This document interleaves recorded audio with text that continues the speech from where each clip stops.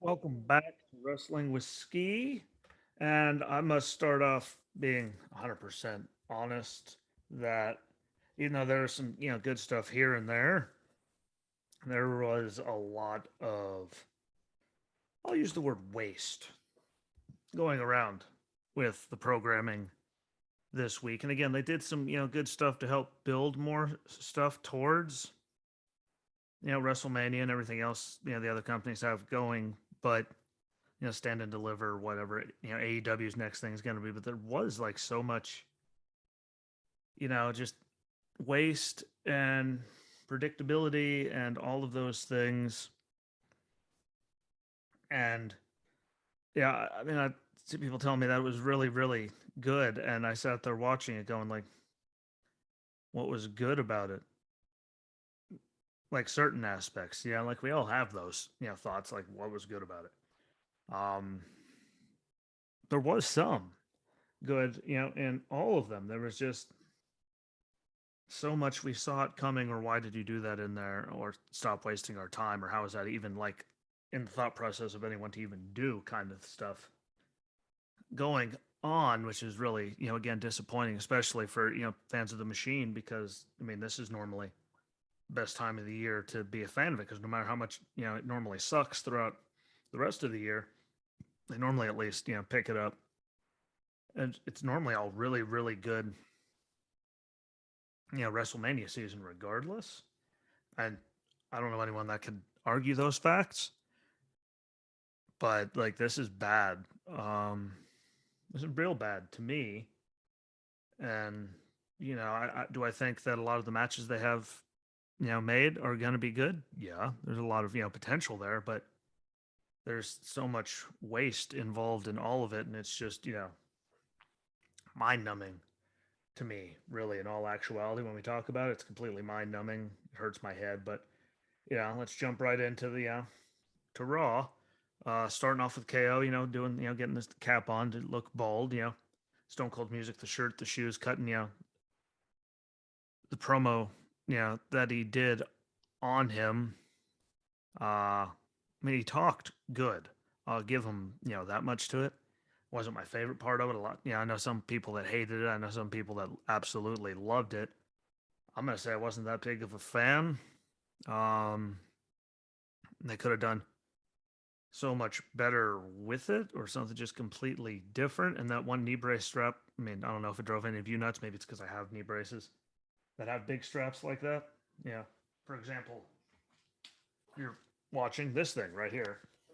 Trust me, I know how all these straps go on there. Like that thing's not coming off like that unless it just wasn't on, which drove me even crazier. But I didn't like it. I don't know. I didn't dig it. I wasn't behind it. I didn't feel it. I mean, it got the fans exactly what they wanted. They getting booed out of the building, but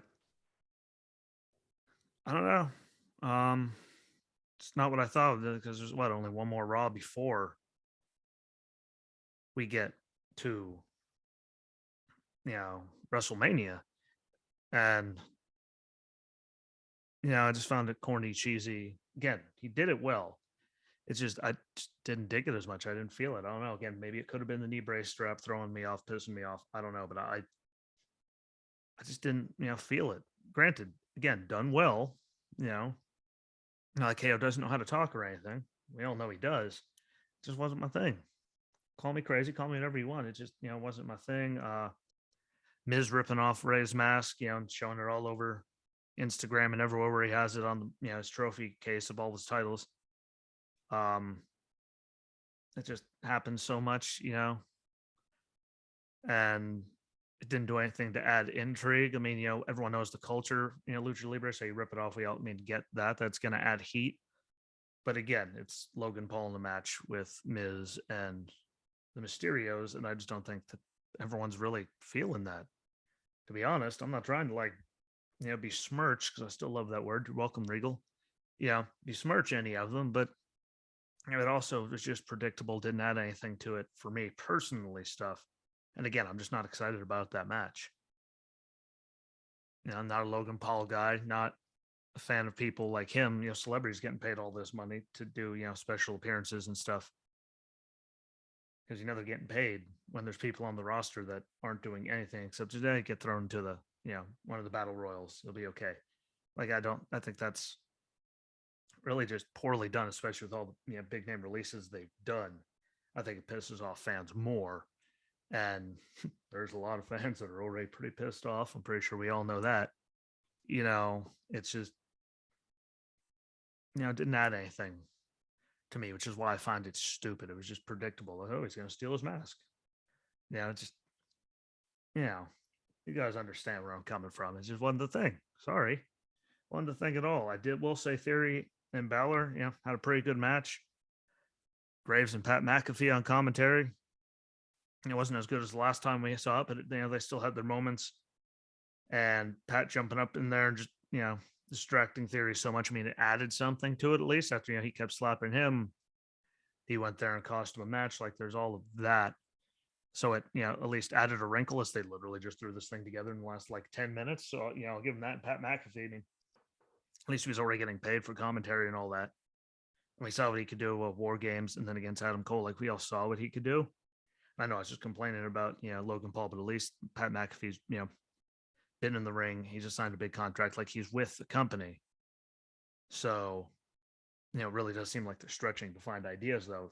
For having Pat McAfee getting a match against Austin Theory just to have a match, which is the part of it that I find dumb. Again, especially with the talent that they have, that isn't going to do anything except just go into a useless battle royal or something. But I'll give him credit. At least they had him jumping up and down and made it, added a wrinkle. Granted, how many times he jumped up in the ring, on the apron and did all that. I mean, we've seen people like do a lot less and get thrown out of matches. So inconsistency there hurts my head, but it added something. And again, for someone that was throwing that much together, and at least he's already, wrestled before for them and getting paid by them. So he's on the roster technically. So, that's why I'm a little less pissed off about that than other things. Want to see what they're going to do with the Street Profits because, they've been, faces this whole time since they got called up, and see what they're going to do with them as heels. As we know, I mean, they could work as heels. It's just how will they write it and do it, and how will everything change up is really the biggest one I want to know about, because we know how talented they are. We know they can talk. How do they do that when they flip the script, and how do the writers not screw it up? Because we know writers do a lot there, and have a big influence in saying a lot of things. So I don't want to see them screw it up, but I have great faith that they could be great heels. I mean, I think everyone that watches has great faith they could be great heels. Like that's not the question here. Is can they do it? Yes, they can. I hate to throw a Bob the Builder like reference out there, but they can. It's just how do they do it? I'm waiting to see how it goes and how they screw it up. And hopefully they don't screw it. I don't know, but WrestleMania coming, I mean, good time to do the thing. And again, they've been like, look how stagnant they've been, really, though. They were tag champs. I'm pretty sure they traded off belts with the New Day, went to SmackDown, nothing. And then here on Raw again, it's just been, hit and miss and dumb stuff. So hopefully they do it right because they're super talented. It's just, will they? That's the big question. I'm pretty sure we're all wondering how are they going to pull it off. It's not can they pull it off. It's how will they, what will they give them to pull it off? Because of just how they've been used the last couple of years. But I have great faith in them. Just not the writers. It should be fairly understandable at this point. 24/7 nonsense with Dana, Reggie, Tamina, and Tozawa, and the love that. Like, we just go back to like Truth being champion, just confusing the hell out of everyone because all that love triangle stuff really does just suck. And the other wrinkle there, main event, Seth and AJ, is a great match. We all knew it was going to be those two together. We all know what they could do. Putting them together is a great way to end off the night. Having Edge come out. Again, it adds a wrinkle to their story. And all the Cody chants were kind of funny. Just saying. So we have to wait another week to see if they pull them out then or at WrestleMania or what they do. If it even is true at this point, we've heard so many rumors. I mean, what else can it be? What else could they be saving them for? So I want to know what kind of gimmick thing. Are they going to let them keep being the American Nightmare? What, like, how are the same entrance? Like, how are they going to do it all? So I'm very, very intrigued by that. I mean, if we're being 100% honest, we should all be very intrigued by that. It's just How do they do it? When do they do it? When do they pull the trigger? Because people are gonna, it's still gonna be a pop. People are still gonna be excited to see him back. Yeah, and the money they're paying him, I mean, it looks like they're finally gonna put him in the main event the whole time because they're not gonna pay him that much money to, not be a big player. And he's come a long way since he left. I will give him that. I just don't know what they're gonna do with all of it, how they're gonna pull it off when he's gonna be there. Those are the big questions for me. Is when do they do it? But I think that him and Seth could have a great match, and Seth's involved. And Cody put on some good matches in AEW, so it could be a really you know great thing if they just do it right, which is the problem. If there's always so many ifs. What if? Now, what if it's not him and it's someone else and they really punked us all? That would be something. It doesn't come out until the night after. Like that would freak everyone out. And they get someone else out there and just hope it's good. But there's a lot of things they can do. We just have to wait another week to do it. But again, Seth got to go forward not having anything. AJ, an Edge, they added another wrinkle. So overall, it was a good, finish to it. And we all know, knew when Seth wasn't booked for anything that, they were going to have something for him because it's Seth. So hopefully it's something good. Hopefully, again, whether it be Cody or someone else, I just hope it's good and it's worth it. But there are a lot of Cody chants. So, I mean, pretty sure we all know it's coming. It's just depending on when it actually finally happens. Brings us on to 2.0, which we all know I hate. Solo Sikoa defeated Roddy in what I thought was a pretty good match to qualify for the North American Championship ladder match. Stand and deliver. Good on him. Tony D mocked Ciampa, uses a crowbar to defeat Dexter. We all know I love Dexter, but at least Ciampa came in and laid him out when he was running the suck on the microphone. I did enjoy Robert Roode. Again, the entrance, added to that, but him and Breaker's match I thought was really good. And we all knew Breaker was going to have it for momentum. We all knew that Dolph would be there to super kick him after. Like, we all knew it. If you say you didn't know it, I'm sorry. Like, we all saw it coming, but it added more to it, which, nothing wrong with that. Do think it's going to be, a hell of a title match. Again, I still don't know which way they're going to go with it. I'm still trying to figure that one out in my head. We have one more week to play with it more, but I just don't know which way they're going to do it. And that's the part that's screwing with me. But it could go either way. So it's again that good question that I asked. Do they keep Ziggler down there to work with more people? Or do they make him just NXT champion for 10 minutes, give it back to Breaker, and they go back up to the main roster and do what they have been doing, which is really nothing, him and Roode. So, they go after the tag titles. Who knows? But there's a lot, stuff that you hear it in your head and it makes sense. You hear stuff in your head that doesn't make sense. This one has all of that. I don't think Breaker's ready for the main roster, but you're just looking for star power to get people to watch stuff if you have them drop the title already and move away, which proves my point. And a lot of our points, which, is the real conundrum in it. So we'll wait and see on that. And then Io Shirai and Kaylee Ray win the Women's Dusty Cup.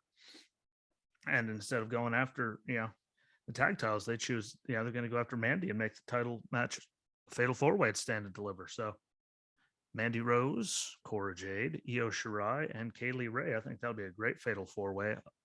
Who goes forward with it? I don't know. They put so much into Mandy and because she won't be able to go up without Toxic Attraction. Like, without all of them, it wouldn't make any sense for her to go back up there. So her winning, losing, I don't know. And I don't even think off the top of my head who is facing, the rest of Toxic Attraction for the tag titles, which probably isn't a good thing. I'm sure there's someone. My brain just isn't grasping it, but that was a good wrinkle to have them do that. But then who goes after that title? That leaves that title wide open, which is just, weird. I will say Cora looked good again in her short little time there on screen doing her, she's still slowly growing on me. It's not, a big boom like it is to a lot of people, but she's slowly growing on me, which, at least that's progress. And then the triple threat next week between, Cameron Grimes, Roddy, whoever the last one is, I can't remember off the top of my head, but them in a triple threat for the last spot for the ladder match. I think that one's going to, steal the show next week.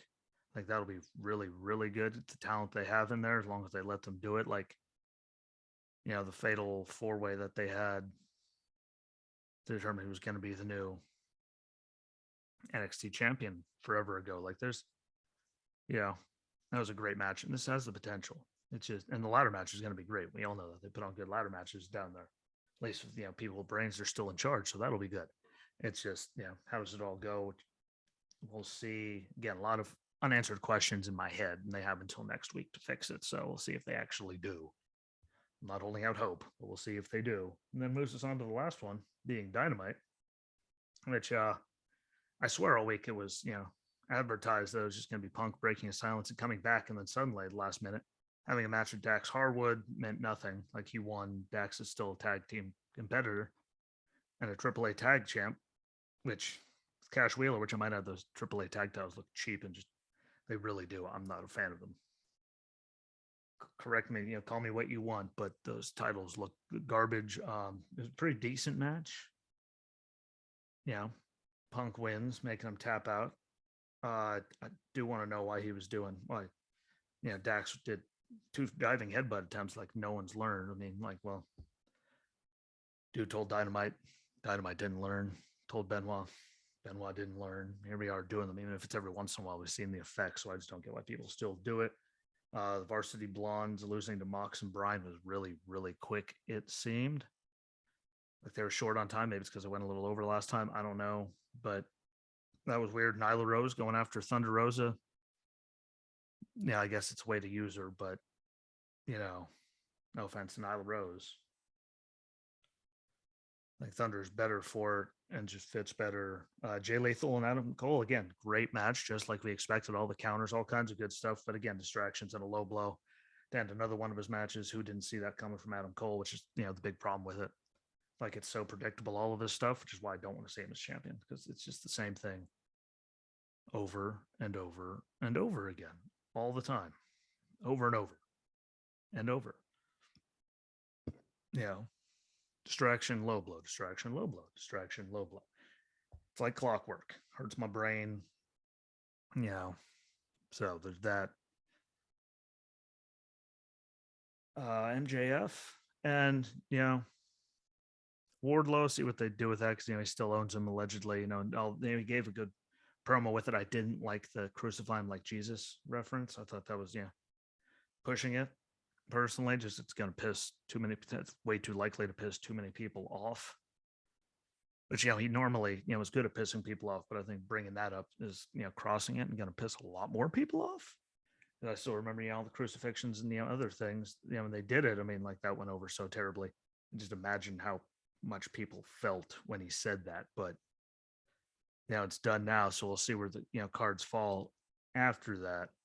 But I thought that was grody. And then, of course, the Jericho Appreciation Society and Danny Garcia and Chris Jericho defeat the number one tag team in AEW. So, like they could put them up against someone else and not have the number one tag team lose with John Silver. And what's his name? Like that was, I thought that was dumb, really. Of course, they had him do it because it's just dumb. But I didn't like it. I'm sure a lot of people didn't like it. Didn't make any sense just for the way it was going. But what's done is done. And you can't think stupid, but there was some good stuff, man. Don't mean to be sitting here, ripping them. That Root and Breaker was okay. I thought the Dusty Cup final was okay. Again, Theory and Balor was good. Seth and AJ good, especially as it extended Seth's story and AJ and Edge's story. Like those are the best ones. When they can both stories can continue. Those are good. Jay Lethal and Adam Cole was great until the predictable ending. It's just there's so much of that, and that's what killed me this week. Is why it's such a waste. Like there's so much potential, chances, and opportunities to do really cool stuff, and we just keep getting that. Again, you can comment and tell me I'm wrong. You can comment and say you want to come on so you can talk about it. I'm okay with that too. I'll sit down and have a conversation with anyone. All I'm saying is there's just so much stuff that we all saw coming. The KO thing, Miz ripping off Ray's mask, 24/7 idiocy. We knew was going to happen. Look at all the stuff I didn't mention from 2.0. Notice that a random match that meant nothing between Punk and Harwood. The AAA titles looked bad. Mox and Bryan against the Blondes was just a waste of time because it was so quick, low blows. And the Jericho Appreciation Society beat the number one tag team. in the company, as they call number one. There's some air quotes for you, but there's so much predictable stuff and idiocy. It just hurts my head. And again, McAfee in theory, they even extended their thing. There's a lot of stuff got extended. There's just so much waste and so much. Yeah, saw that coming. Saw that coming. Saw that coming. That could have been better. There's so much of that. So we'll see how SmackDown and Rampage do for us tomorrow night. Brock and Roman's still a good thing. They still have a lot of good going on there. A lot of dumb predictable stuff too. But we'll see. They could pull it out. There's some good matches that they talked that could be good. That they advertise for Rampage. So we'll see how that all of it works out in that hour. But again, they could prove me wrong. They could probably prove you guys wrong if you feel the same way as I do. I'm not trying to butcher them. It's just notice I didn't even mention until now Sting, Darby, the Hardys, Butcher and Blade and Private Party. I mean, there was all kinds of just and there was good high spots, but Jeff diving off of stuff again. What else is new? All conveniently the boxes behind him to break the fall. That's just good and safe at that point.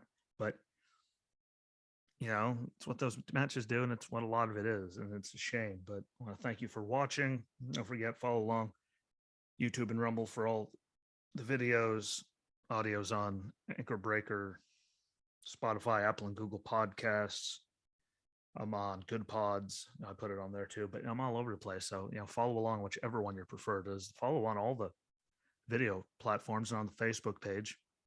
All you gotta do is, hit, subscribe, hit like on the video, comment on it. Let me know what you think. That helps get it up the line, and pay attention to the Facebook thing and share all, the stuff out, all the audio. If you listen to it, share it out on your socials, share out the stuff from the page.